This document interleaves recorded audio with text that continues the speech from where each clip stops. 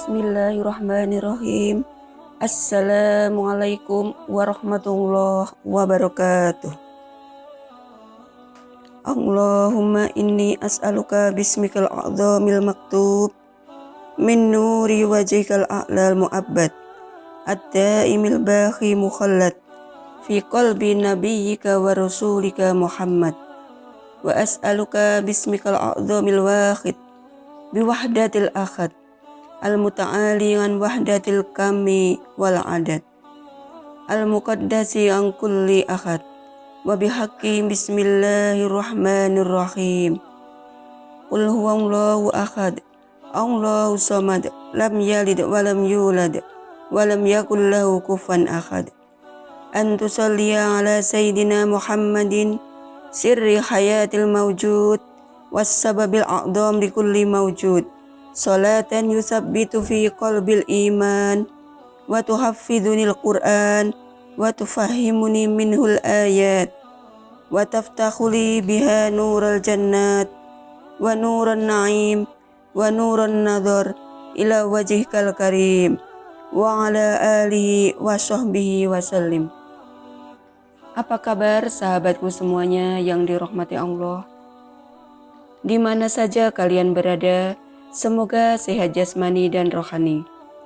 Bagi sahabat sekalian yang memiliki kesulitan dalam kehidupan, semoga diberi solusi yang terbaik oleh Allah Subhanahu wa Ta'ala. Bagi yang punya hutang, semoga lekas lunas hutangnya. Bagi yang sedang sakit, semoga segera sembuh. Amin, amin, amin ya Rabbal Alamin. Selamat datang di channel Umma Azul. Pada kesempatan kali ini, saya akan share tentang doa sakit menjelang ajal. Dalam hidup, seseorang terkadang bisa dihadapkan pada kenyataan sakit yang memaksanya harus merelakan segala yang dimilikinya. Bahkan merelakan nyawanya sendiri, yakni saat di mana ia merasa tak ada lagi harapan untuk keberlangsungan kehidupannya di masa depan. Mau tidak mau, siap atau tak siap, ia harus ikhlas jika sewaktu-waktu ajal datang menjemputnya. Pada detik-detik seperti ini, sangat mungkin ia mengalami tekanan yang demikian hebat. Bahkan mungkin tidak ada tekanan hidup yang lebih hebat daripada saat itu. Pada situasi ini, ia akan sangat rentan terserang sindrom takut mati, di mana ia harus berhadapan dengan situasi yang tidak bisa dikontrol oleh dirinya sendiri. Perasaan takut, khawatir, cemas, gelisah, sedih, dan seabrek perasaan negatif lainnya bisa menjadi hantu yang senantiasa menyelimuti hati dan pikirannya. Akan dibawa kemana setelah aku mati? Apa yang akan aku temui sesudah kematian? Bagaimana dengan kehidupanku setelah mati nanti?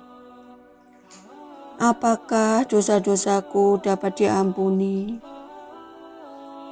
Deretan pertanyaan-pertanyaan seperti ini atau semisalnya bisa datang silih berganti menghampiri pikirannya. Jika seseorang tidak memiliki keterampilan menghadapi situasi yang seperti ini, besar kemungkinan ia mengalami shock berat dan keputusasaan yang hebat. Bagaimana jika di antara kita menghadapi situasi yang seperti itu? Apa yang mesti dilakukan untuk mengatasi masalah besar yang tengah dihadapi?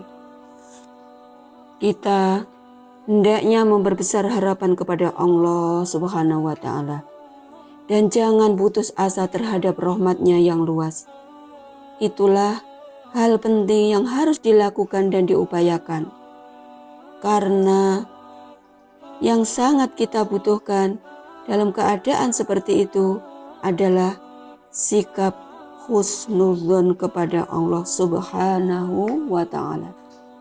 Rasa optimisme terhadap pengampunan dan kasih sayangnya Allah. Di samping rasa takut terhadap hukuman Allah dan siksaannya, agar ketika ajal datang menjemput, kita berada dalam keadaan berharap rahmat dan ampunan Allah Subhanahu wa ta'ala. Diterapkan dalam hadis yang diriwayatkan dari Anas bin Malik radhiyallahu an berkata, Rasulullah sallallahu alaihi wasallam masuk menemui seorang pemuda yang tengah menghadapi kematiannya. Beliau berkata padanya, "Apa yang kamu dapatkan pada dirimu?" Ia menjawab, "Aku mengharap rahmat Allah Subhanahu wa ta'ala dan takut pada dosa-dosaku, wahai Rasulullah." Maka beliau bersabda, "Tidaklah keduanya berkumpul di hati seorang hamba pada tempat yang seperti ini menjelang ajal, kecuali Allah Subhanahu wa ta'ala akan memberi apa yang ia harapkan dan mengamankannya dari apa yang ia takuti." Hadis riwayat Ibnu Abi Dunya. Diceritakan bahwa saat kematian menjemput Mu'adz bin Jabal radhiyallahu an, beliau mengatakan, "Ya Allah, sesungguhnya Engkau mengetahui bahwa aku orang yang takut kepadamu. Maka pada hari ini aku mengharapmu rahmat dan ampunan Allah Subhanahu wa ta'ala." Ketika Hudzaifah radhiyallahu an ditimpa sakit menjelang ajalnya, dikatakan kepada beliau, "Apa yang kamu inginkan?" Ia menjawab, "Aku menginginkan surga." Para sahabatnya berkata, "Apa yang kamu adukan?" Ia menjawab, "Dosa-dosa." Tatkala Abu Sufyan bin Haris radhiyallahu an menghadapi ajalnya, ia berkata pada keluarganya, "Janganlah kamu menangisi aku, karena aku tidak pernah dinodai kesalahan sejak aku masuk Islam." Ucapan beliau ini menandakan sebuah optimisme dan sikap husnudzon yang tinggi kepada Allah Subhanahu wa ta'ala. Terkait dengan hal ini, para ulama menyunahkan untuk memberi motivasi harapan akan rahmat dan ampunan Allah kepada orang sakit yang mendekati ajalnya, yakni dengan menyebutkan dan mengingatkan kebaikan-kebaikan amal yang pernah dilakukannya semasa hidupnya, agar hal itu bisa membangkitkan sikap husnudzon atau berbaik sangka kepada Allah Subhanahu wa ta'ala. Dan bagi orang yang mengalami kondisi seperti itu, disunahkan untuk membaca doa yang pernah diungkapkan Rasulullah sallallahu alaihi wasallam. Dikisahkan ketika ajal hampir datang menjemput Rasulullah sallallahu alaihi wasallam, beliau bersandar di dada Aisyah radhiyallahu an, dan ia pun mendengarkan apa yang hendak dikatakan beliau. Saat itu beliau membaca doa berikut, "Allahumma ghfirli warhamni wa alhiqni birrifqil a'la," yang artinya, "Ya Allah, ampunilah dosaku, berilah rahmat kepadaku, dan pertemukan aku dengan kekasih yang maha tinggi." Hadis riwayat Bukhari dan Muslim. Ada 3 permohonan yang diminta dalam doa di atas. Yang pertama, permohonan ampunan Allah Subhanahu wa ta'ala, sebagaimana yang terdapat pada kalimat Allahumma ghfirli. Artinya, "Ya Allah, ampunilah aku." Permohonan ampunan ini secara tidak langsung menyimpan makna khauf atau makna takut, dan makna roja atau makna harapan terhadap Allah Subhanahu wa ta'ala.